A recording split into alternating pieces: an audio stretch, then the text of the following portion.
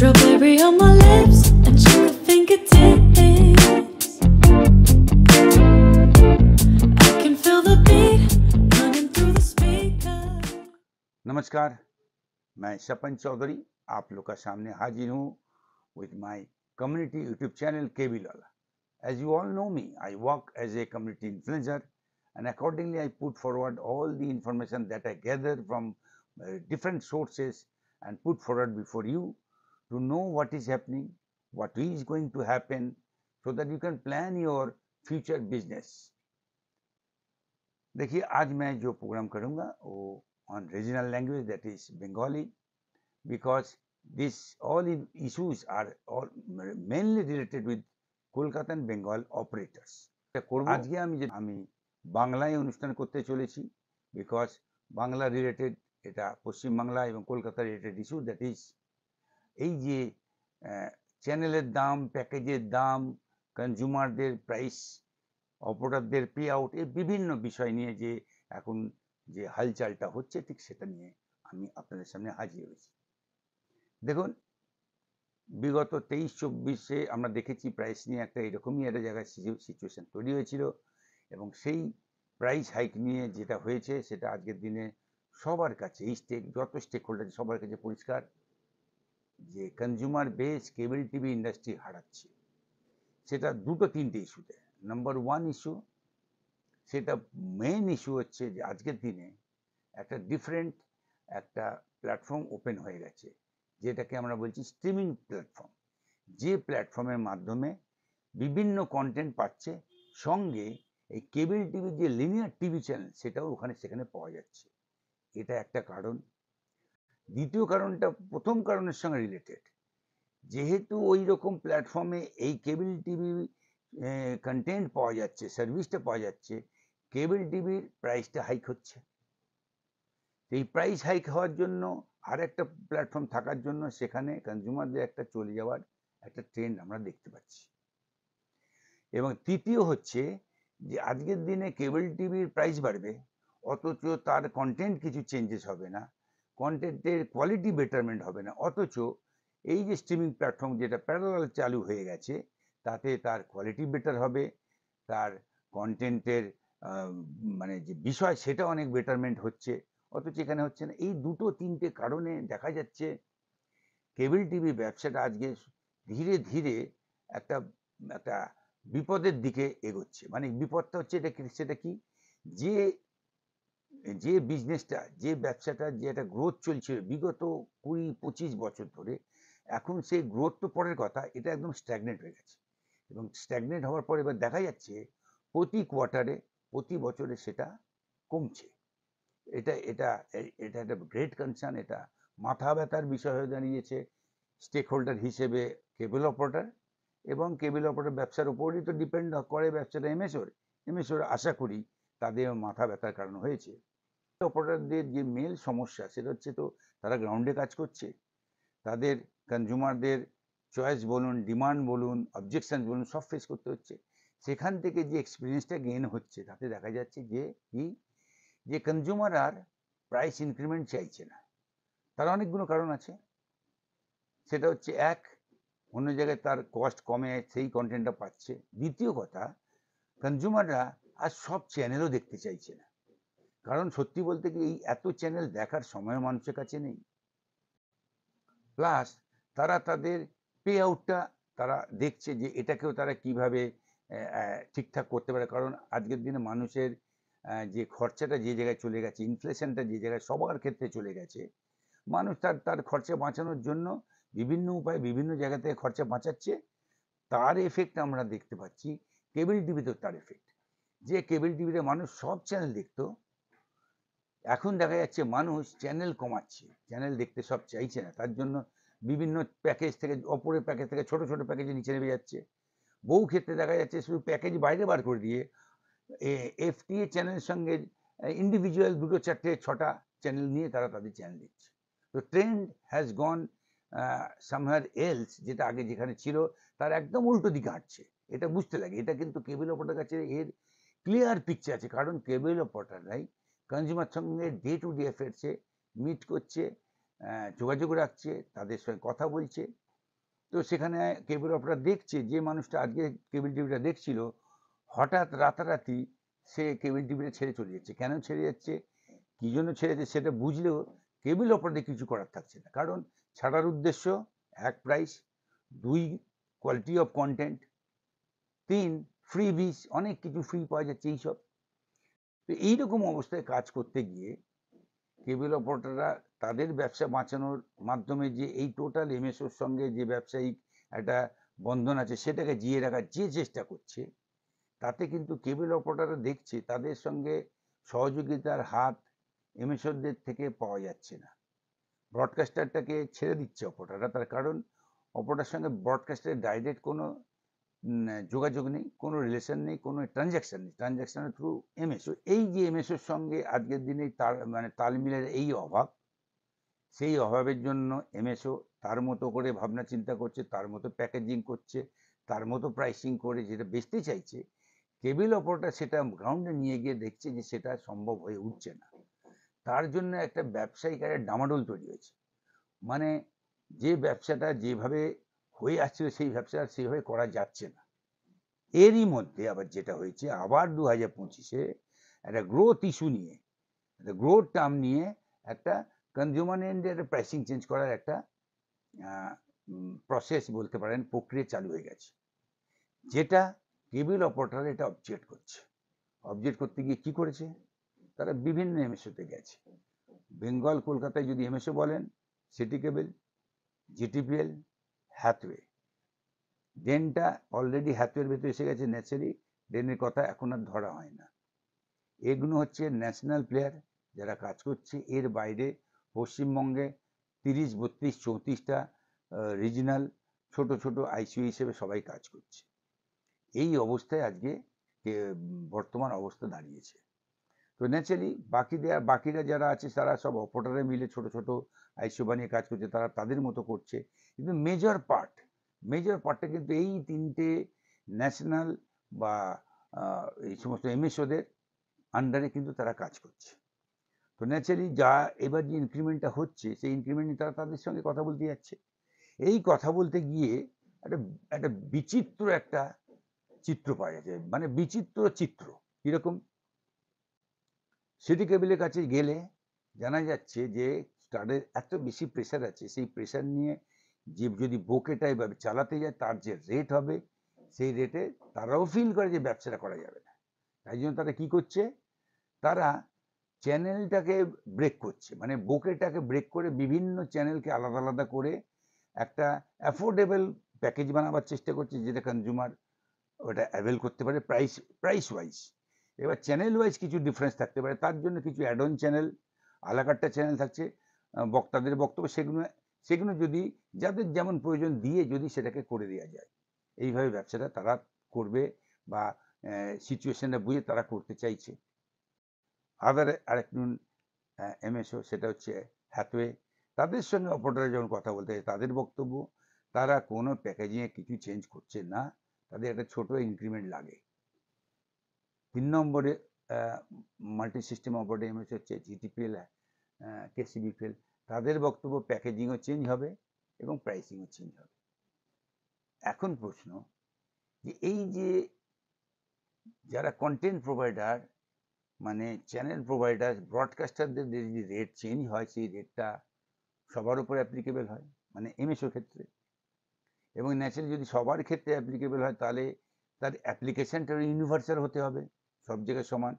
কিন্তু কথা বলা আর তার অ্যাপ্লিকেশনে দেখা যাচ্ছে প্রত্যেক কটা এমএসের সঙ্গে যেসব অপারেটর কাজ করছে এক একটা এমএসও এক এক রকম করে বিহেভ করছে, অ্যাক্ট করছে, কোনো তারতম্য মানে কোনো মিল তাল নেই। মিল তাল না থাকাটাই ব্যাপার, ব্যবসায়িক ব্যাপার, একটু পলিসি ডিফারেন্স, কিন্তু এটা মেজর চেঞ্জেস। এখন হচ্ছে এই যে রেট চেঞ্জেস বা গ্রোথ বা ইনক্রিমেন্টে যেসব আলোচনা কলকাতা বা বাংলায় বসে যেটা হচ্ছে, বাইরের কি অবস্থা একটু খবরটা একটু জানা যাক। আমি কথা বলছিলাম বেশ কিছু ডিস্ট্রিক্টে, বেশ কিছু স্টেটে, বেশ কিছু বন্ধুবান্ধব আছে তাদের সঙ্গে কথা বলে যেটা বুঝতে পারছিলাম, দেখুন অন্ধ্রপ্রদেশ, এখানে কথা বলে দেখেছি, এখানে কিন্তু অপারেটরদের কাছে কোনো ইনক্রিমেন্টের কোনো প্রপোজাল এখনো পর্যন্ত যায়নি।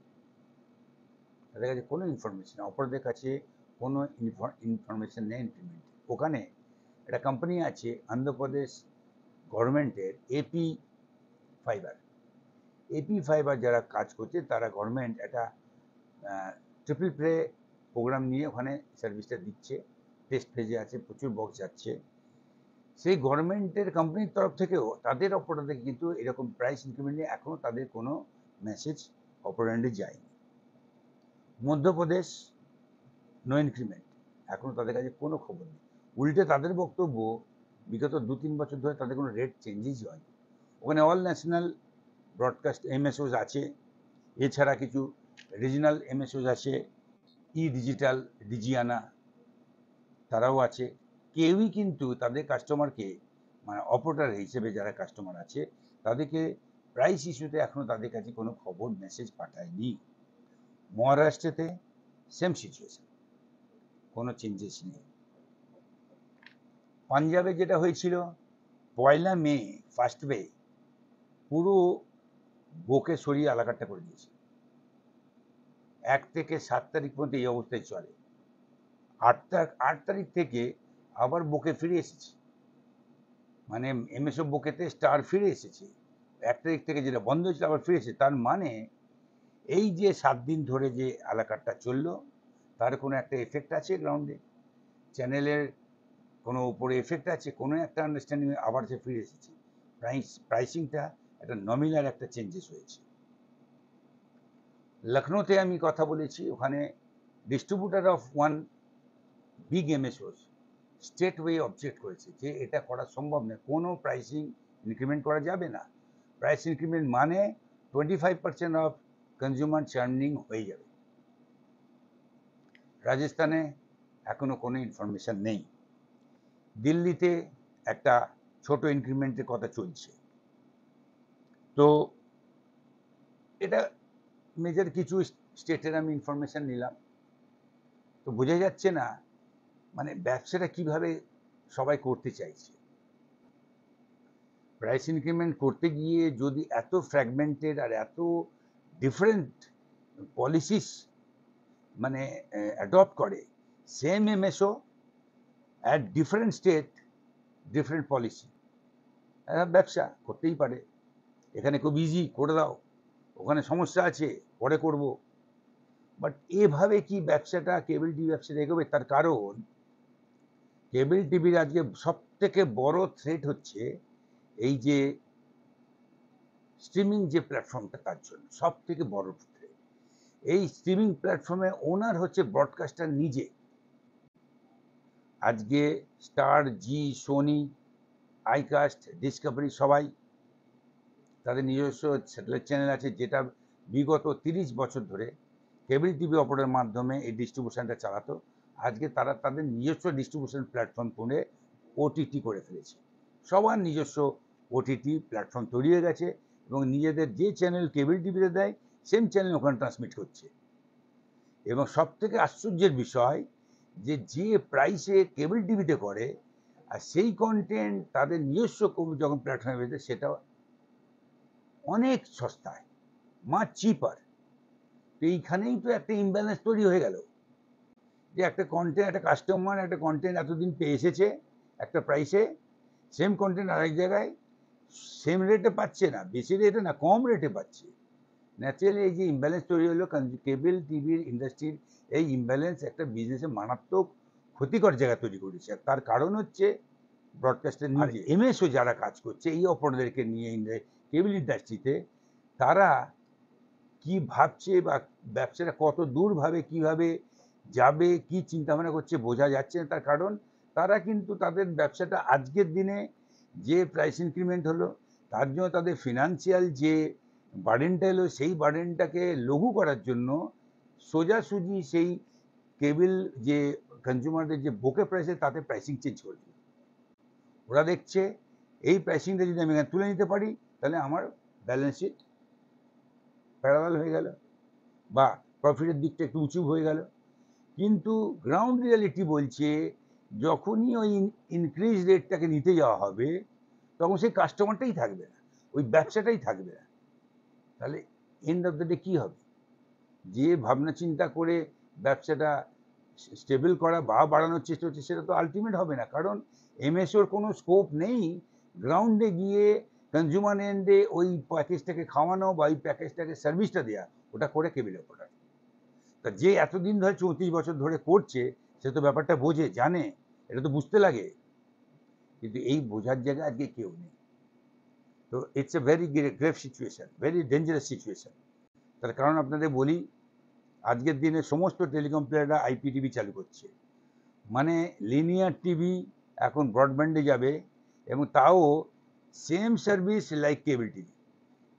এতদিন ওটিটিতে ডিফারেন্ট অ্যাপস বেসিসে এই সমস্ত চ্যানেলগুলো পাওয়া যেত, এখন কেবল টিভিতে যেভাবে এলসিএনে দেখা যায়, এখন টেলিকম প্লেয়ার যে আইপিটিভি দিচ্ছে সেখানে এলসিএনে দেখা যাবে। মানে আমরা এতদিন যেটা ভাবতাম যে মানুষ দেখতে অসুবিধা হবে, এক অ্যাপ থেকে আর এক অ্যাপ, তারপর আর এক অ্যাপ, সেটা নয়। কেবিলতে যেভাবে চ্যানেল চেঞ্জ করা যায় বোতাম টিপে টিপে, আইপিটিভিতে বোতাম টিপে টিপে সেই চ্যানেল পাওয়া যাবে। তার ব্যবসার থ্রেডটা কোন দিকে কত দূরভাবে এগোচ্ছে বোঝা যাচ্ছে তো। সেখানে যদি এই দুটো স্টেক হোল্ডার যারা পুরোটাই কেবল টিভি ডিস্ট্রিবিউশনের উপর ডিপেন্ডেন্ট, সেটা এমএসও অ্যান্ড কেবল অপারেটর, তাদের মধ্যে যদি তালমিল না থাকে, কোঅর্ডিনেশন না থাকে, আন্ডারস্ট্যান্ডিং না থাকে, এই ব্যবসাটা এগোবে কীভাবে? একদম বোঝা যাচ্ছে না। তার উপর শুধু সব ব্যাপারে কেবল অপারেটরদেরকে ইগনোর করা, তাদেরকে প্রপার টাইমে ইনফর্ম না করা, তাদেরকে ইনফরমেশান দিয়ে অ্যাডভান্স ইনফরমেশনে তাদেরকে মার্কেট প্রিপেয়ার করার জন্য সময় দেওয়া, কোনো কিচ্ছু হচ্ছে না। জাস্ট সময় এমনভাবে ইউটিলাইজ করা যায় যাতে ওটা চাপিয়ে দেওয়া যায়। এটা বিগত দিনে দেখেছি আমরা, 2023 দেখেছি, 2024 দেখেছি, 2025-এ সেম সিচুয়েশান। শুধু চাপিয়ে দাও, আর যেভাবে হোক চাপিয়ে নিয়ে নাও, এটা হবার চান্স খুব কম। তাতে 100% অপারেটরদের ব্যবসা যাবে, আর অপারেটরদের ব্যবসা যদি যায়, এমএসওদের ব্যবসাও যাবে। তো এই সমস্ত বিষয় বলার আমার একটাই উদ্দেশ্য, যেটা আলোচনা করে বুঝতে পারছি, যেটা খবর থেকে বুঝতে পারছি, যে ব্যবসায় কেবল টিভি ইন্ডাস্ট্রি যদি এমএসও আর কেবল অপারেটরকে সাস্টেন করতে হয়, তো এমএসওকে কেবল অপারেটরদের অবস্থানটা বুঝতে লাগবে, তাদের অসুবিধাটা ফিল করতে হবে, আর প্র্যাকটিক্যাল রিয়ালিটিটাকে রিয়েলাইজ করতে হবে, এবং তারপর সেইভাবে কাজটা কিন্তু এগিয়ে নিতে হবে। তো এই অবস্থায় আজকের দিনে আমরা সবাই দাঁড়িয়ে আছি। কেবল অপারেটররা যারা এই ব্যবসার সঙ্গে যুক্ত আছেন, তারা তাদের ব্যবসাটা বুঝুক।